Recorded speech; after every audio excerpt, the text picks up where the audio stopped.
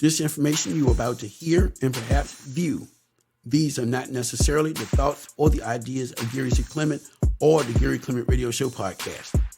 We are in no way, shape, or form affiliated with the parties this story is about or was interviewed for. Parts of this content may not be owned by or the property of the Gary Clement Radio Show podcast, G2 Network Media, or any other company we are affiliated with, and this information is strictly the opinion of those being interviewed.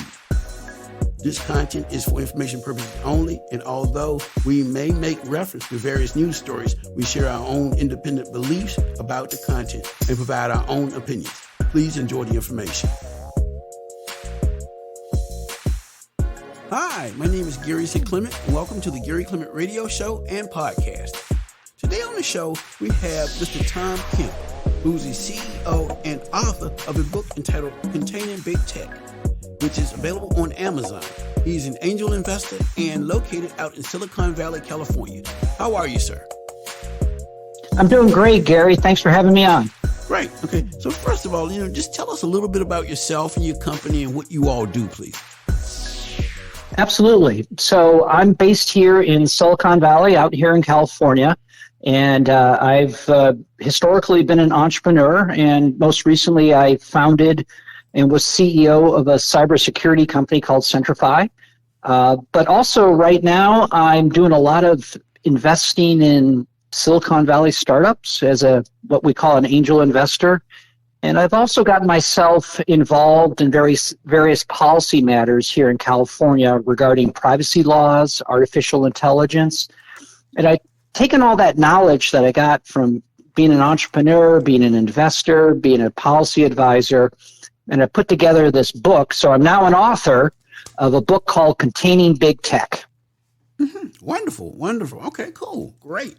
Okay, so I guess, how did all of this come about, I guess, from the very beginning?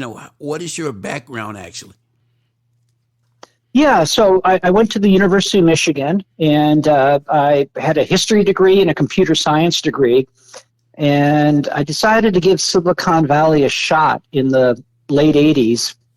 And I came out here, and I just absolutely loved the entrepreneurial spirit and how, two people and a dog can start a company and grow something amazing. And so it's just been amazing in terms of the innovation and wealth creation.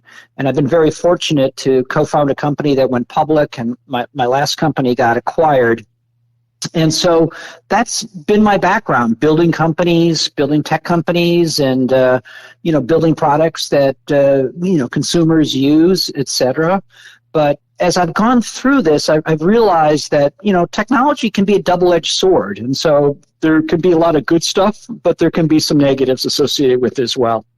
Okay, because I was going to ask you, as far as, when you look at the speed and complexity of technology today, what scares you about what's to come in the future?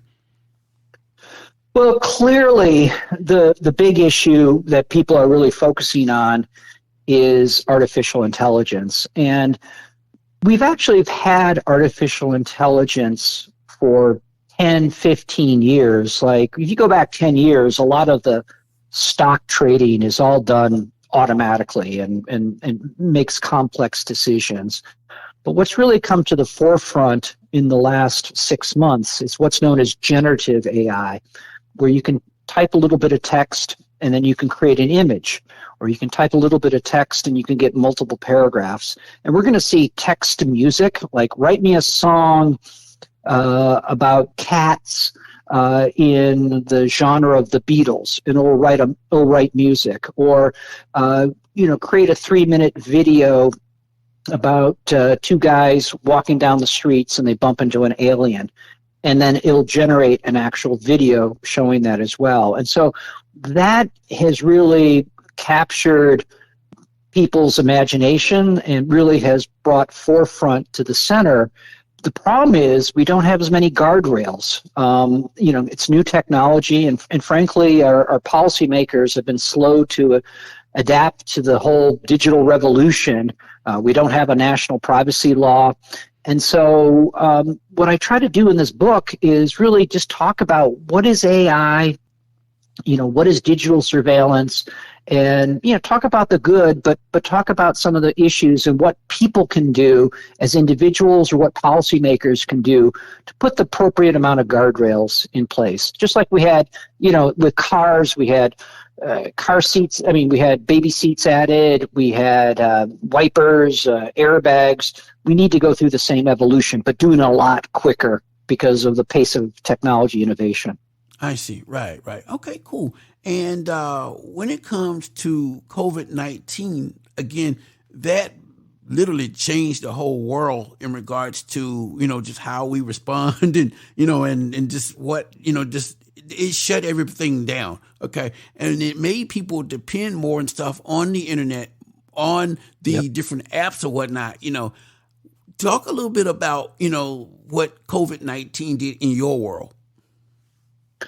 Well, COVID-19, really accelerated in a course of 2 years what naturally would have probably happened over 10 and 15 years, in which people's reliance on technology, it accelerated the movement to working from home. And it really, put the new technology in the forefront and just really further accelerated this hybrid working model that we now have. And so I think we're now seeing, with some of this AI technology coming out, representing kind of some of the end results of what was happening coming out of the COVID-19 pandemic. And when you couple the large amount of computing power with the vast amounts of data, that those are the building blocks that you need for artificial intelligence. And artificial intelligence, again, we've had it for a while. It's just now what we have are these algorithms that are starting to learn, right? And they're not 100% human-like. It's not like, but they're starting to learn, and then they kind of they can adjust themselves based on the data that's being fed to them. And so it's getting closer to being, like human thinking. It's not there yet. It's getting there. It's within the ballpark. And it's now being applied in the medical area, but it's also being applied to, the big tech players are applying it to their platforms, and they're trying to deliver more personalization. And the reason of content and ads, and their goal is, because in the end, a lot of these big tech companies like Meta, the owner of Facebook, and Google, they get all their revenue from advertising, right? Mm-hmm. And so the way their business model is they try to collect as much information as possible, keep you on the platforms to serve you ads, and now they're using AI to make their own platforms addictive. And I don't know, Gary, if you use TikTok, but everyone tells me that TikTok knows them better than they know themselves, right? And that's kind of scary. That is right. Absolutely. Absolutely. Right. So, like you said, having AI coming into our lives in a sense and basically dictating everything that we do and want to do or not as far as the future is concerned, what would be some of the guardrails that you would try to create for AI, that possibly the government will probably want to buy from you or purchase from you because you create something that's going to make things safer? What would you do? Well, yeah, I mean, I wish I had a product to sell in this area, but I'm just kind of raising more the alarm and, talking about the benefits, but also talking about, hey, this technology is a double-edged sword. And so the first thing is that artificial intelligence relies on data. And I think it's important that we as consumers, as we go about on our mobile phones and our computers, we emit digital exhaust, right? Mm-hmm. And we need to limit that because that's all being hoovered up and then being fed into the AI system. So, for example, on your iPhone, Apple came out with a feature called App Tracking Transparency, or ATT, not to be confused with AT&T. Mm-hmm. And what it does, it blocks third-party trackers from collecting information. Well, you can also download an app if you have an Android phone called DuckDuckGo, and they do the same thing. They'll block the third-party trackers. And on your PC, you can add a plug-in to your browser from a company. It's not even a company. It's a nonprofit called EFF. It's called Privacy Badger. And once you turn that stuff on your phone and your computer, the data that it's being leaked out about you gets significantly reduced. And so that actually protects you, because then the data cannot be weaponized against you or fed into AI to influence you under the guise of personalization. And then, yeah, you're right. There are some laws that we can pass. And to me, the most important thing is we need really an AI Bill of Rights that allows us to know if we're interacting with AI or not.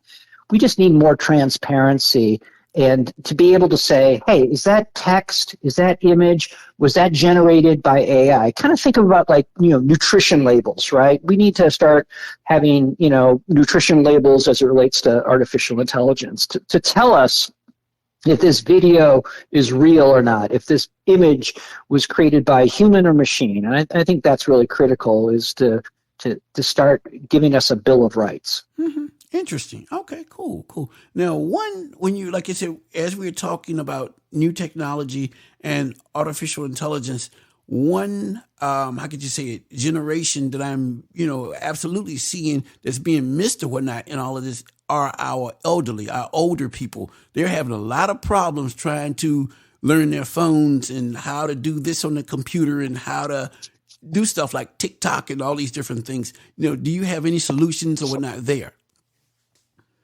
Well, I don't per se, but the promise of AI, I mean, for example, in the medical space, if you or I like have a fall, or an elderly person has a fall, and maybe we broke our bone, and we go in, we get an X-ray, and then a doctor looks at it, Mm-hmm.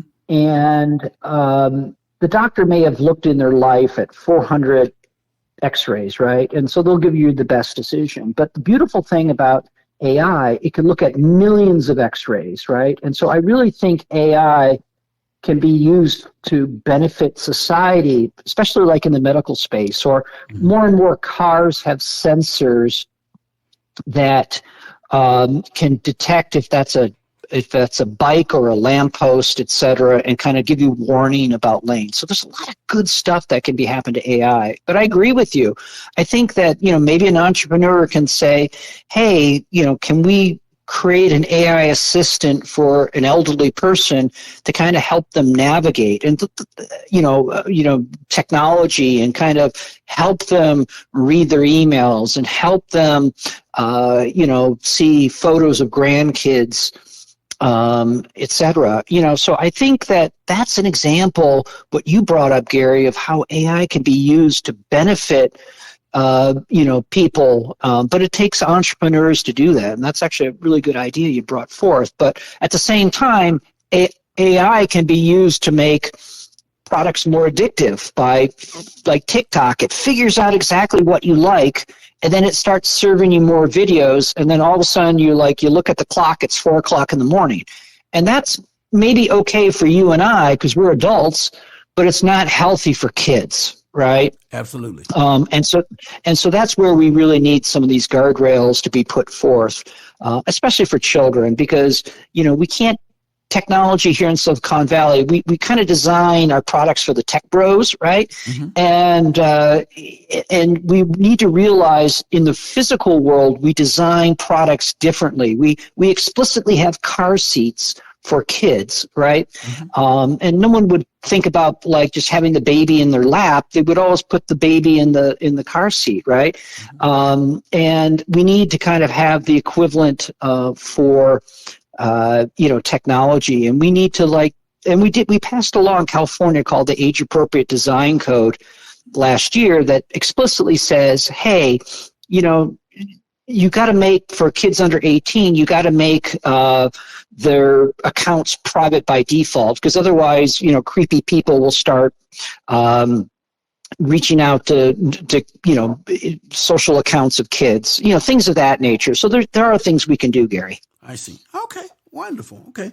Now, you mentioned that you are an angel investor. Tell us about some of the different companies that you've actually invested in and I guess some of them we may know and some we may not know. If you could talk a little bit about that, please.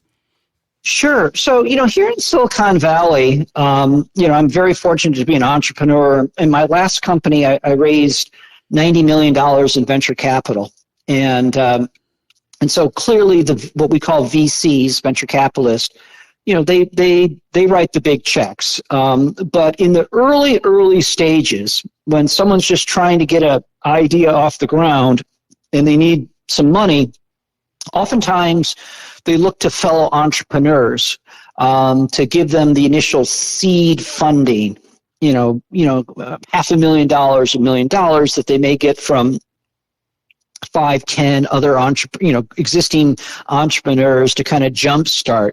So it's really early stage investing, and I'm very fortunate that I co-founded a company that went public, and my last company was acquired, and there's just a whole new set of young entrepreneurs. And there's entrepreneurs that, that historically haven't been funded, like women, for example. And so I see this as an opportunity to, kind of give back, make money if the investment works out, but also kind of help jumpstart people seeing their dreams. And so, right now, most of my domain expertise is in cybersecurity. So probably your listener hasn't heard of some of these companies that invested, especially because they're so early stage right now.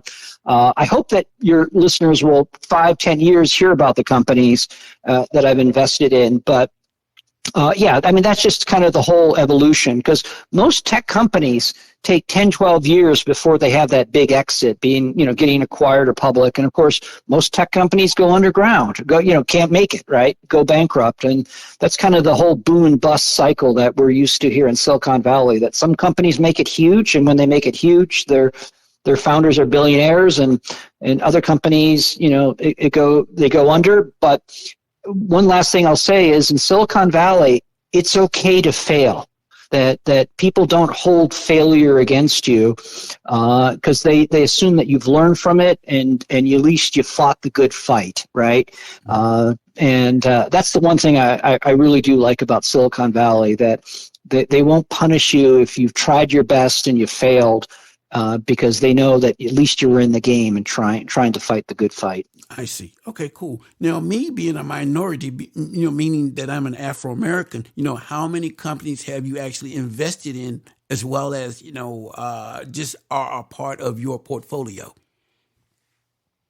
So I've invested in that's a good question, because it's not only the actual founders, but the team. And so there's a lot of ethnic diversity that I have, that, people from the Middle East, from India, et cetera. So to me, it's, that actually most of the, people in Silicon Valley are people of color. Now, to be candid, most of them are from Asia, et cetera. And so one problem that we do here have in Silicon Valley is there needs to be, we need to better support African American entrepreneurs as well. Mm-hmm. In my domain space, there's not as many in that area, but I'm always looking for, hey, if one of your listeners has a great idea in cybersecurity, I'm all for it, because one thing that we try to do here, or at least I try to do just with my own writing checks, is, supporting people with great ideas, and especially, women and minorities, et cetera. So, there's not as many, to be candid, here in Silicon Valley. Unfortunately, not, I don't have the opportunity, because there's not as many people here, but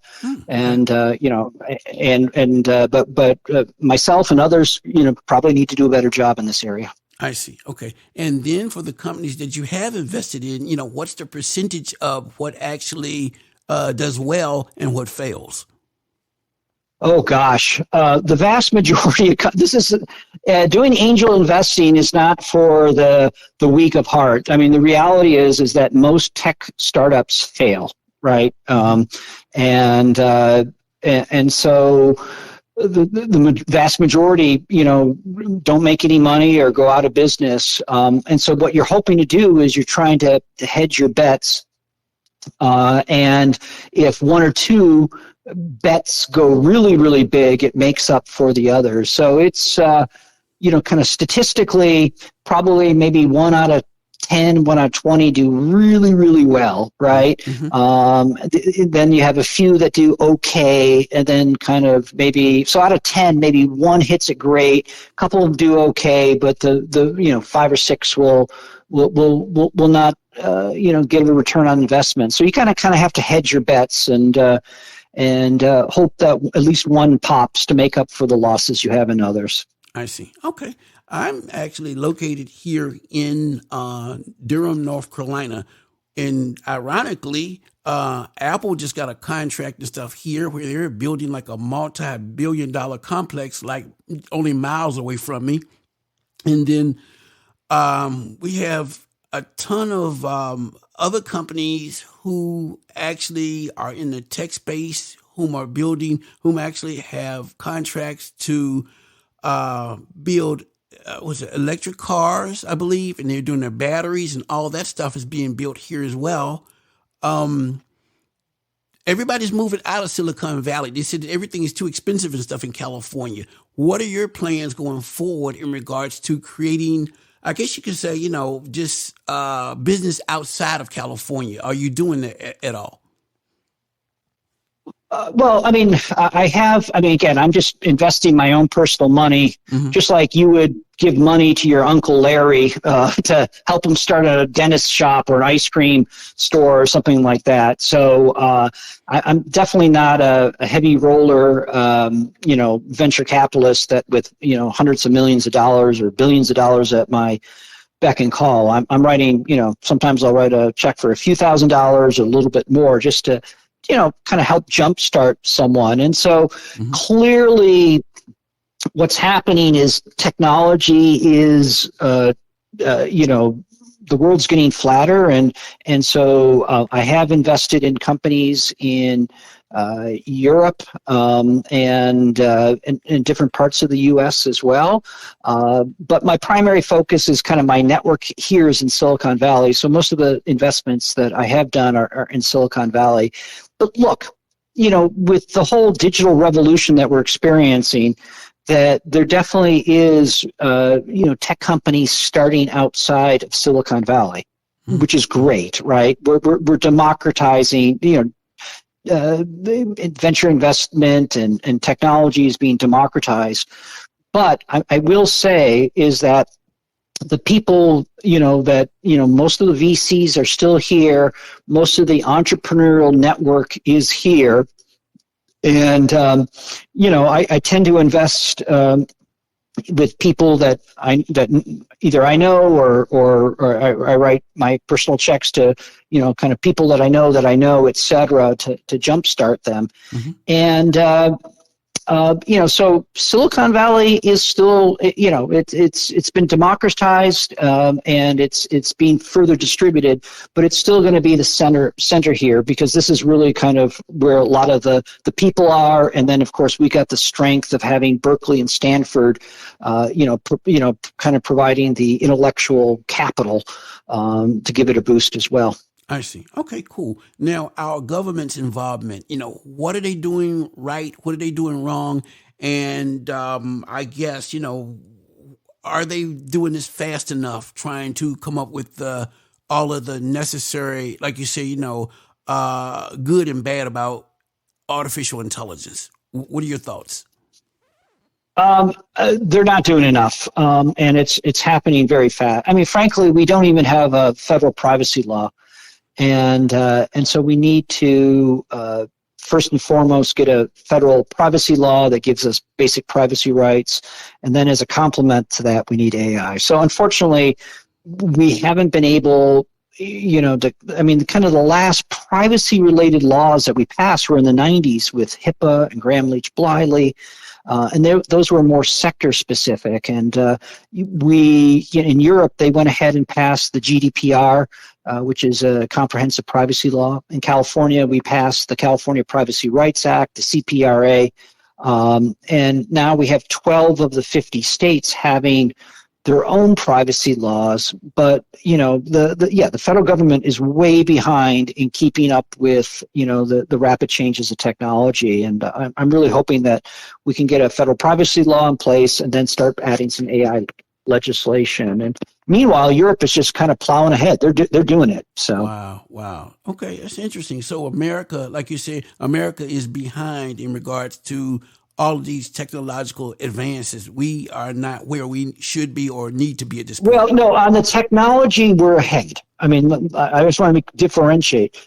But in terms of putting guardrails to make sure that bad things don't happen, we're very far behind Europe. So innovation is here, and it's that you got to find that right mix between putting guardrails and not stifling innovation. But there's, we talked about before, for example, not having kids' social accounts by default turned to public. That is something that, it's in the best interest for the tech companies to get as many people on the platform. So by default, your profile is public.